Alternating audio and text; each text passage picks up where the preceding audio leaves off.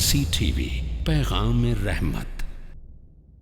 رشتہ دار کے لیے قرآن کریم میں دو طرح کے الفاظ استعمال کیے گئے۔ ایک لفظ ہے ذو الارحام کا اور دوسرا ہے ذو القربا یا اقارب کا۔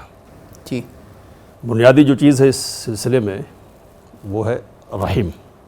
رحم کو اردو میں بچے دانی کہتے ہیں، آسان۔ جی، وومب انگلش میں۔ تو رحم کی بنیاد پر، جی، بچے دانی کی بنیاد پر جو لوگ آپس میں جڑتے ہوں، خواہ باپ کی طرف سے ہو یا ماں کی طرف سے، وہ آپس میں ایک دوسرے کے رشتہ دار ہوں گے۔ تو یہ رشتہ دار کی تعریف ہو گئی۔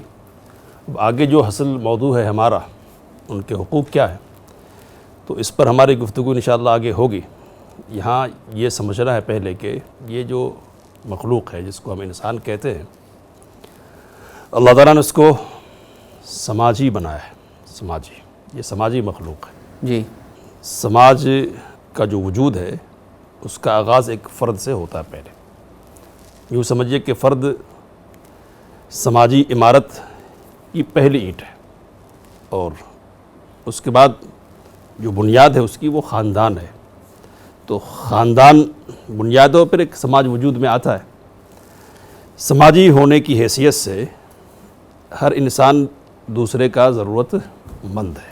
یہ بہت مشکل چیز ہے کہ ایک آدمی اکیلے جی لے اور اپنے آپ میں جی کر اس دنیا سے رخصت ہو جائے۔ یہ انسان کی فطرت اور اس کی طبیعت کے خلاف ہے۔ خلاف ہے۔ تو ایک دوسرے سے تعلق تو ہوں گے، تعلق ہوں گے تو اس کی بنیاد پر حقوق بھی ہوں گے، اور پھر ضرورتیں وابستہ ہے چونکہ، تو ضرورتوں کی بنیاد پر بھی حقوق وابستہ ہوں گے۔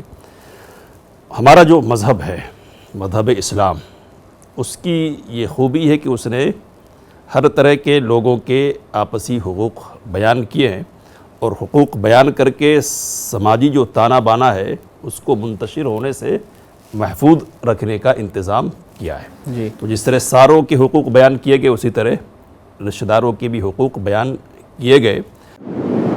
مرسی ٹی وی کے مزید ویڈیوز کے لیے ہمارے چینل کو سبسکرائب کریں اور بیل آئیکن کو کلک کرنا نہ بھولیں۔ جزاک اللہ خیر۔